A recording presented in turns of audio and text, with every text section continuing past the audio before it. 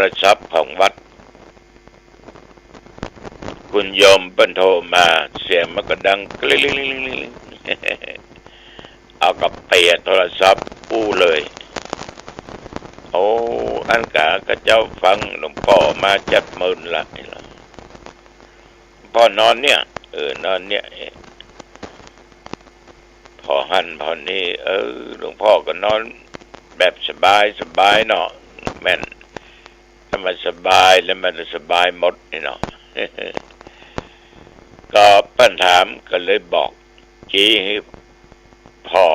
บอกให้ฟังเนี่ยท่านทั้งหลายต่อไปนี้เอามาไหว้พระมาสวดมนต์เพื่อเป็น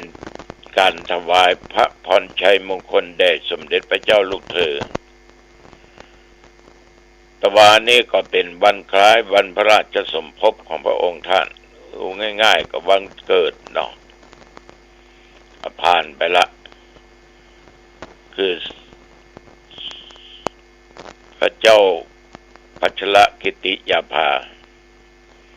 เอาละต่อนนี้ไปก็ตั้งอกตั้งใจไหว้พระกันเนิ่นและบทสวดสาธยายด้วยคือโพชฌังคปริต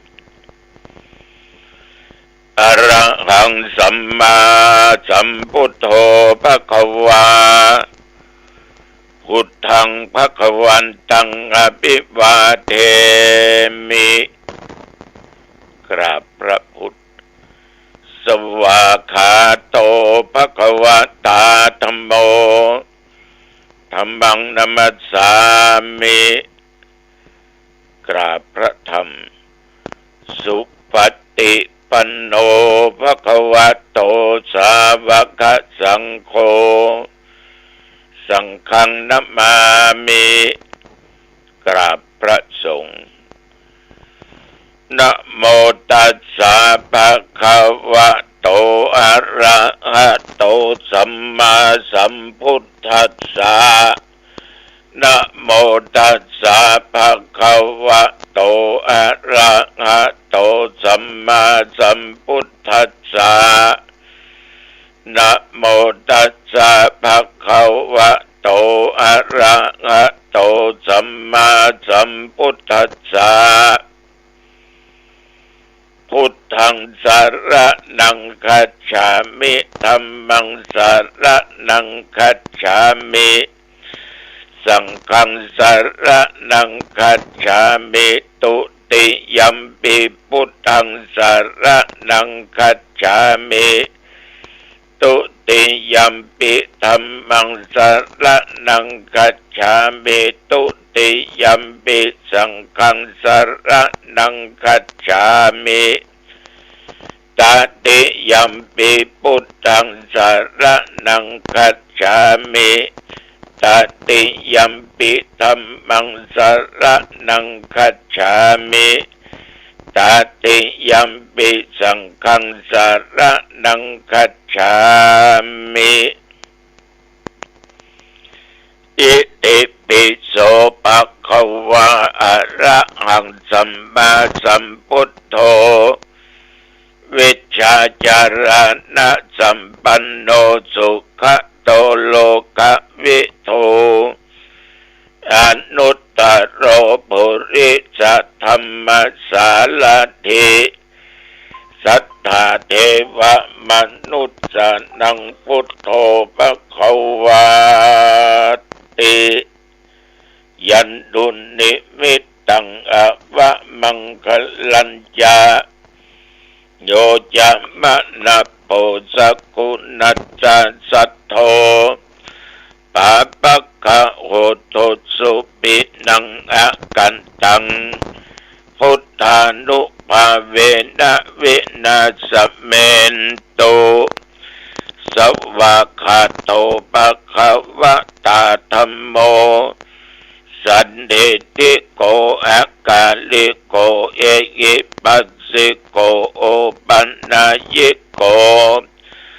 ปัจจตังเวทิตาโพวินโยอิติยันดุนิมิตตังอวะมังคลัญญา โยจะมะนาโพสกุนัสสะสัทโธปะปักกะโหตุสุปินังอะกันตังธรรมานุภาเวนะวินาสเมนตุสุปฏิปันโนภะคะวะโตสาวกสังโฆอุชุปฏิปันโนภะคะวะโตสาวกสังโฆยายะปฏิปันโนภะคะวะโตสาวกสังโฆ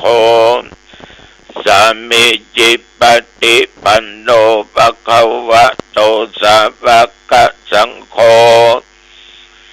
ยะติทังจัตตาริปุริสยุคานิอัตถปุริสปุคลาเอสะภะคะวะโตสาวกสังโฆอาหุนยโยปาหุนยโยทักขินยโยอัญชลีกะระนิโยอนุตตรังปุญญเกตังโลกัสสาติยันตุนิมิตตังอวะมังคลัญจาโยจะมะนาโพสกุนัสสะสัทโธปะปักกะโหตุสุปินังอะกันตังสังฆานุภาเวนะวินาสเมนตุวิโพชังโฆสติสังฆาโตธัมมานังวิจโยตถาวิริยัมปิติปัสสติโพชังคายะตถาปะเรสัมมาทุเปกะโพชังคาสัตเตเตสัพพัทธัสสินา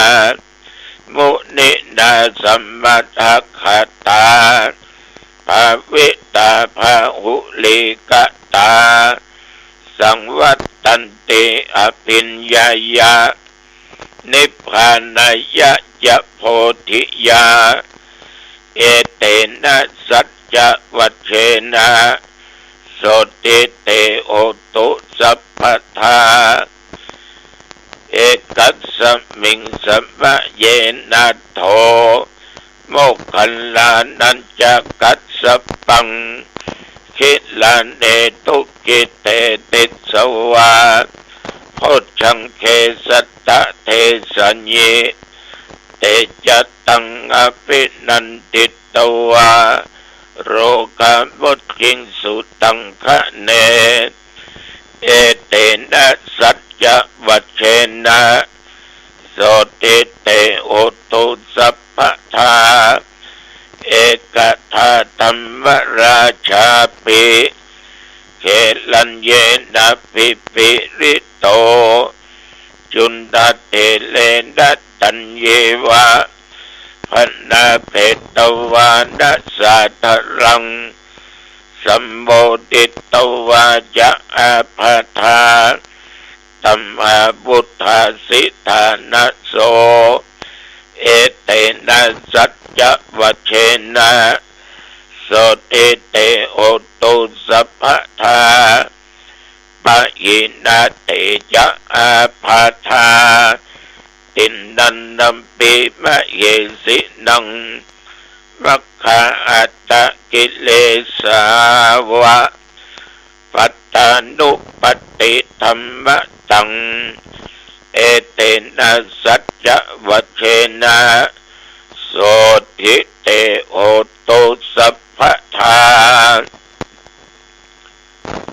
ภวตุสัพพมังคลังรักขันตุสัพพเทวตาสัพพพุทธานุภาเวนะสัทธาโสติภวันตุเตภวตุสัพพมังคลังรักขันตุสัพพเทวตาสัพพธัมมานุภาเวนะสัทธาโสติภวันตุเต ภวตุสัพพะมังคะลังรักขันตุสัพพเทวตาสัพพะสังฆานุภาเวนะสัทธาโสติภวันตุเตโดยเดชานุภาพคุณแห่งพระพุทธเจ้าด้วยเดชานุภาพคุณแห่งพระธรรมด้วยเดชานุภาพคุณแห่งพระสงฆ์โดยเดชฤทธิ์มนต์ได้สาธยายพุทธชงคะปริตจงเป็นมนต์ศักดิ์สิทธิ์โดยตั้งจิตอธิษฐานขอถวายพระพรชัยมงคลได้สมเด็จพระเจ้าลูกเธอเจ้าฟ้าพัชรกิติยาภาขอพระองค์ท่านนั้นจงได้หายจากอาการพระประชวรมีพระสุขภาพพระมัยกายใจแข็งแรงดุจดั้งเดิมมีพระชนมายุยิ่งยืนนานได้120 พรรษายิ่งขึ้นไปขอถวายพระพร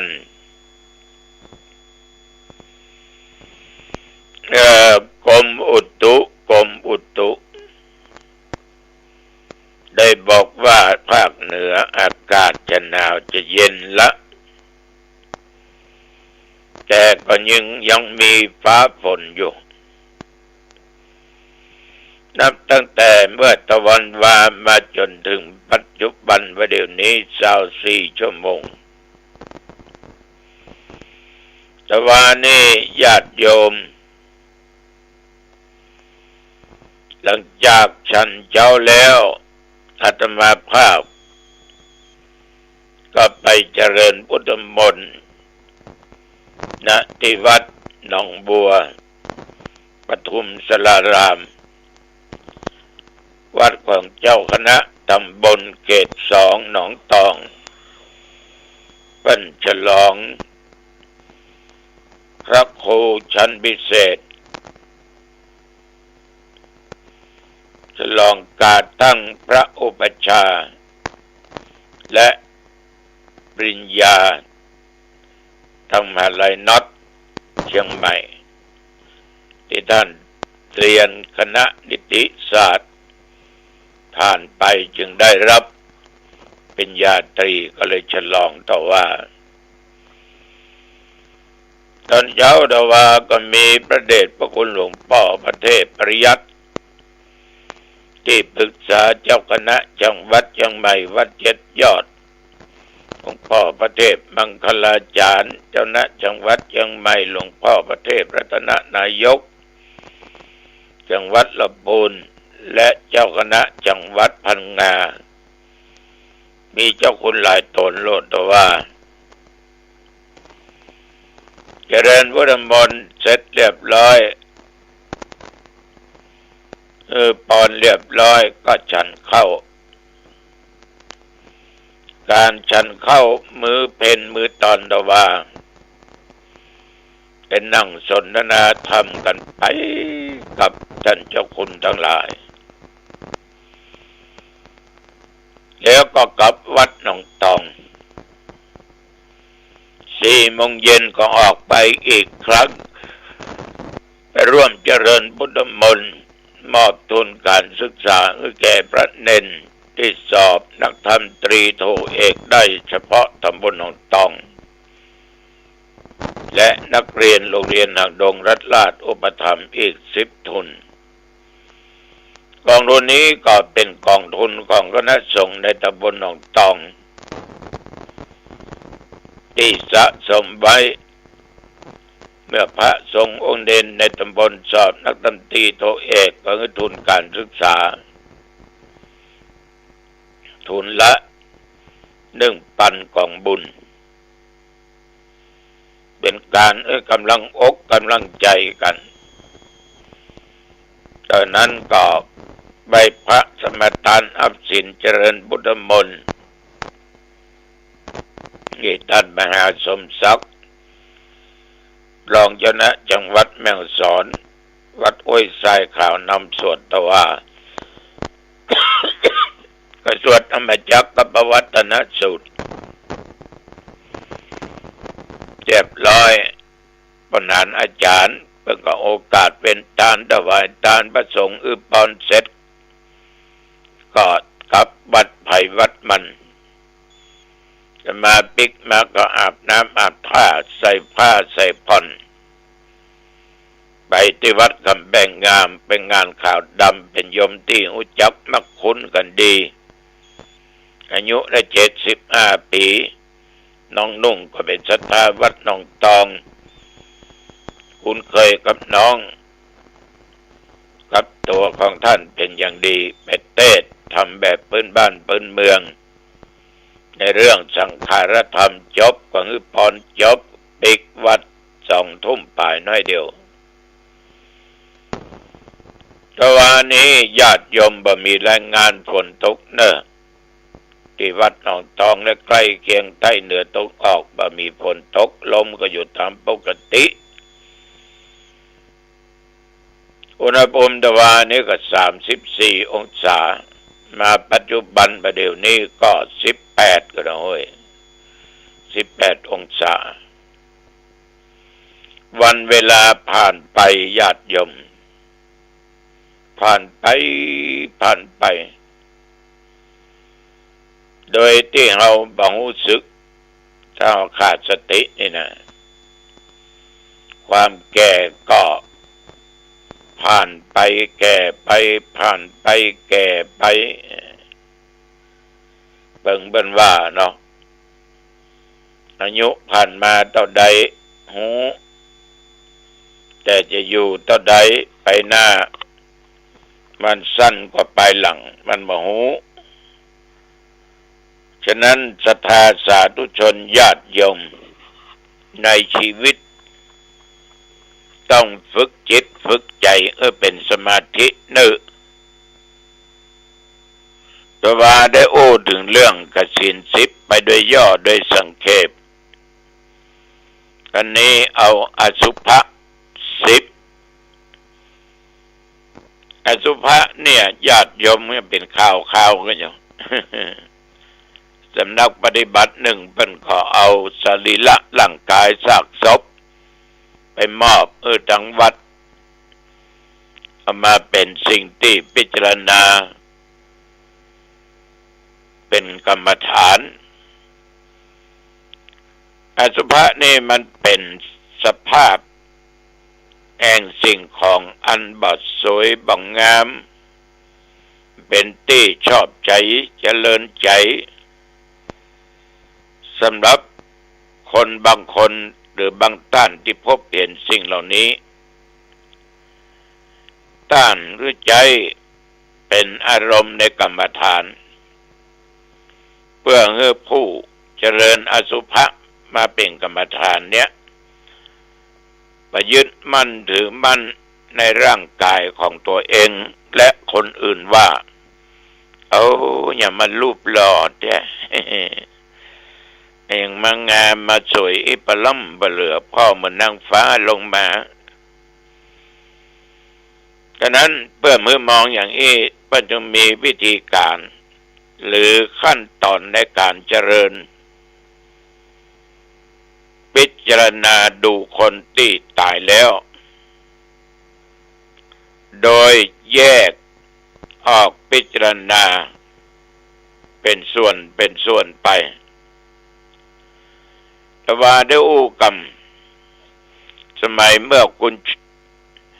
ยมเนี่ยเพิ่นมีชีวิตอยู่เพิ่นก็ได้พาอาตมาภาพไปดูห้องเก็บศพถือว่าเป็นห้องใหญ่อาจารย์ใหญ่คือคุณชาญศิโรลดแนะนำไปที่ดองก็ดองที่อยู่บนเตียงก็อยู่บนเตียงที่กกหรือตัดเป็นก้อมก็มีก็เอาไว้เป็นครูใหญ่ศึกษาแก่คณะนิสิตนักศึกษาคณะแพทย์ หมู่เรียนแพทย์นี่โยมทั้งหลายบางครั้งต้องเอาส่วนใดส่วนหนึ่งของศิริละร่างกายบอกว่ามือบอกว่าแข้งขาไปบ้านตัวหรือไปที่หอพักตัวฉะนั้นการที่ได้ศึกษาการที่ได้พบได้เห็นมันจะทำให้เกิดความเบื่อหน่ายขึ้นคำว่าความสวยความงามความหล่อนั้นถ้าได้หันบ่อยๆมันก็จะเบื่อหน่ายถ้าศพซากมีปัญจนิมนต์ตุเจ้าบังสกุลอนิจจาวัฏสังขารสังขารทั้งหลายบัดเที่ยงอย่างในสมัยก่อนมันมีโลงศพมีหีบก็ใส่แตะหามไปถ้าไว้สัก3 วันเนี่ยขึ้นอืดละญาติโยมทั้งหลายขึ้นอืดละปองขึ้นละจำละมีสีเขียวคล้ำไปละส่งกลิ่นเหม็นศพนี่มันติดอุดังนะเหมือนเราทราบกลิ่นเหม็นของงูเนี่ยมันต้องผิดกันแมวกันนี่นะมันจะติดอุดังซากศพที่มันกำลังอืดกำลังพองขึ้นเนี่ยถ้ามีสีเขียวคล้ำขึ้นมาเนี่ยญาติโยมมันถึงมันหน้าพ่อหน้าก้อยในสมัยก่อนเนี่ยปัญญัติอย่างเอี้ยแล้วก็เอาผ้าขาวในฉีกพาดไปที่ศพพระเจ้าก็พิจารณาผ้าบังสกุลก็เป็นการปลงอสุภกรรมฐานเนี่ยได้จัดดีเอามาเป็นอารมณ์ได้จัดดีท่านทั้งหลายเป็นยุคปัจจุบันนี้เขาจะพ่อกันละประเพณีอย่างอี้ตั้งพี่น้องเจ้าดอยเจ้าเขาบางเผ่าก็ยังมีกันอยู่ก็เคยไปส่งสักการเหมือนกันฉะนั้นซากศพที่ขึ้นอืดก็ดีมีสีเขียวคล้ำก็ดีที่กำลังเน่าก็ดีปองขึ้นก็ดีหรือบางอันศพที่มันเปื่อยมีแต่น้ำหนองไหลเยิ้มออกมาญาติโยมท่านผู้ฟังสังขารธรรมนี้บัดเที่ยงแต่แน่นอนความสวยความงามความหล่อที่เขาคัดได้ที่เขาชอบเหมือนทำเมืองนางเขมานั่นเนาะเป็นละอ่อนไม่ยิงติ่งงามเนี่ยตายแล้วหรือว่าบัดตายมีหนุ่มมีอย่างนี้ไปติดซอยอ้อยตามไปเมานางนี้ตายแล้วญาติโยมเขายังคัดได้อยู่นะเอาศพไปที่ปัจจาพระมหาเถระกาวีเนี่ยได้ขอว่าบ่ต้องเผาบ่ต้องฝังเตื้องจะห้องบทที่หลงงมงายนะมาพิจารณาก่อนญาประเสนทิโกศลนี่โยมทั้งหลายได้รับทราบก็ไปที่พระมหาการีเถระเจ้าบอกให้คนทั้งหลายถึงซากศพของนางเขมาจนบางคนให้เบื่อหน่ายญาติโยมเรื่องเหล่านี้เอาก็ต้องย้อนมาตัวเฮามันก็จะเป็นอย่างนั้นนะนี่ก็ฝากไว้พิจารณาในเรื่องอสุภกรรมฐานวันพุธไปฟังต่อกันเนาะวันนี้อายุวันโนสุขังปะลังพบกันใหม่พรุ่งนี้เจริญพรสวัสดีครับท่านผู้ฟังที่เคารพ